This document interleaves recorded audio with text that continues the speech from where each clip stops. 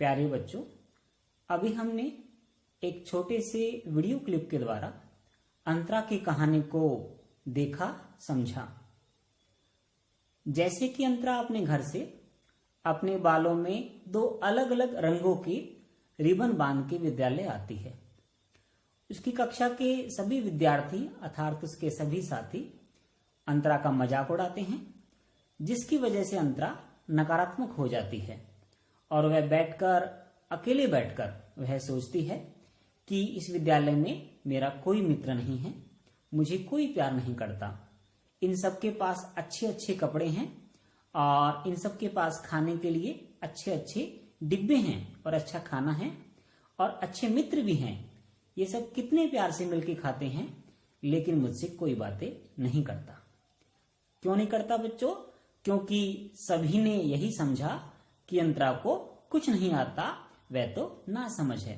लेकिन अंतरा की कक्षाध्यापक ने अर्थात उसकी शिक्षिका ने अंतरा के अंदर के टैलेंट को, है ना, अंदर के गुणों को पहचाना और जाना कि अंतरा कितना अच्छा गाती है।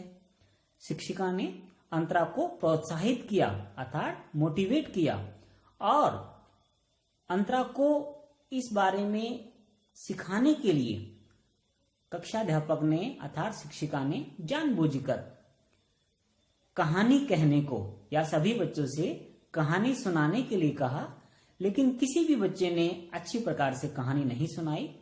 अंत में हमने देखा कि अंतरा ने किस प्रकार से संगीत में कहानी सबको सुनाया और कहानी सुनाने के बाद सभी बच्चे हैरान हो गए कि वह पतली दुबली सी लड़की, जिसे ये भी समझ नहीं है कि बालों में कैसे रिबन लगाए जाएं, वो सबके सामने कितनी मीठी आवाज में गा रही है। तो इस प्रकार से अंतरा अपने सभी मित्रों के सामने, सभी अपने दोस्तों के सामने एक अच्छी कविता, कहानी और गाना गाकर सभी के सामने एक अच्छी बच्ची, अच्छे साथी के तरह प्रस्तुत होती है। और एक दिन हमने देखा कि अंतर विद्यालय, है ना, गायन प्रतियोगिता होती है। क्या होती है?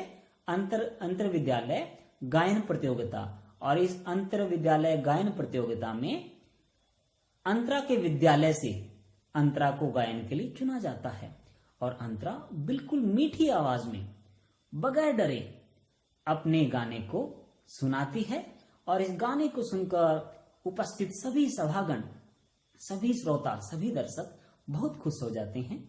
यहाँ की अंतरा के जो गरीब माँ बाप है वह भी बहुत ज्यादा खुश हो जाते हैं। तो बच्चों, इस कहानी से हमें यह शिक्षा मिलती है कि जरूरी नहीं कि हम केवल पढ़ाई में ही अच्छे हो, गणित में अच्छे हो, विज्ञान में अच्छे हो। हम किसी गायन में, कविता गाने में, गाना गाने में, किसी वाद्य यंत्र को बजाने में, खेल में या किसी भी अलग कौशल में हम अच्छे हो सकते हैं। तो मैं आप सभी से यही आग्रह करता हूं, यही चाहता हूं बच्चों कि विद्यालय में जितनी भी प्रतियोगिताएं होती है उन सभी में आप अवश्य भाग लें। और भारत सरकार अर्थात हमारे भारत के शिक्षा निदेशालय के अंतर्गत और विश्व मानसिक स्वास्थ्य सप्ताह 4 अक्टूबर से 10 अक्टूबर इस सप्ताह का मुख्य उद्देश्य यही है कि हम सब मानसिक बीमारियों से दूर रहें।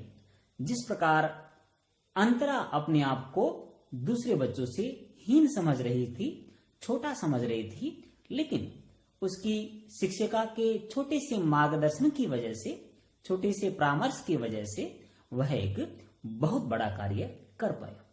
दूसरी कहानी हमने देखी बच्चों सैम की। सैम एक 17 साल का बच्चा है जिसको एक ऐसी बीमारी हो गई है जिसे बोलते हैं प्रोजेरिया। प्रोजेरिया एक ऐसी भयानक बीमारी है जिसमें बचपन में ही बच्चों को बुढ़ापे के गुण आने लगते हैं, जैसे कि स्किन का अर्थात त्वचा का बूढ़े जैसा हो जाना, सिर के बाल उड़ जाना, चेहरे की त्वचा लटक जाना। आप सभी ने अमिताभ बच्चन की पा फिल्म को भी देखा होगा और अभी हमने जो हमने वीडियो देखी थी उसमें सैम भी एक ऐसा ही विद्यार्थी था।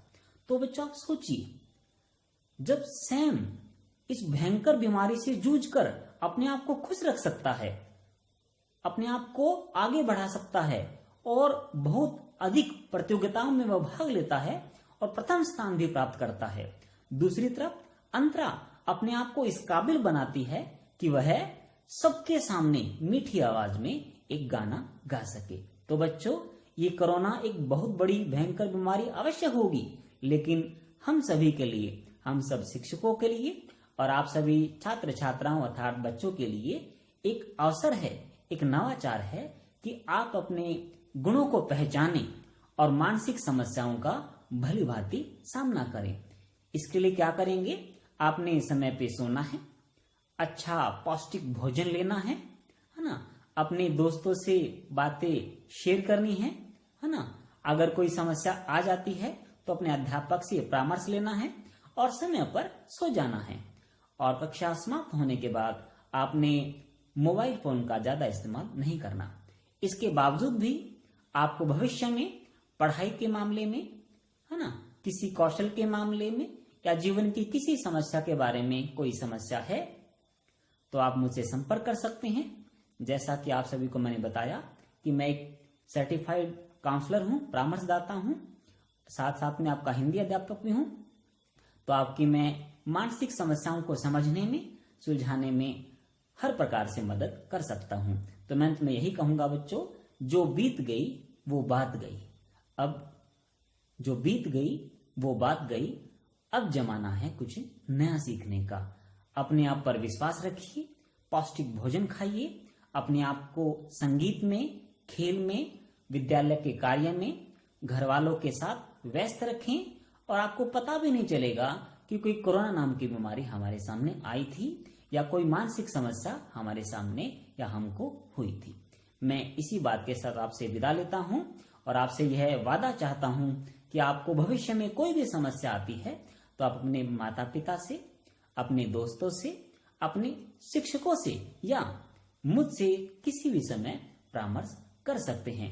यही हमारे विश्व स्वास्थ्य संगठन का, यही हमारे भारत के मानव संसाधन विकास मंत्रालय का, यही हमारे मनोदर्पण कार्यक्रम का उद्देश्य है कि हम अपने आप पर विश्वास रखें, अपना आत्मसम्मान बचाए रखें और अपने कौशल को पहचान कर अपनी प्रतिभाओं को आगे बढ़ाएं और मानसिक समस्याओं को दूर भगाएं। इतना ही है। कल हम फिर मिलेंगे बच्चों। आप सभी को परीक्षाओं के लिए बहुत बहुत बधाइयां। धन्यवाद। जय हिंद, जय भारत।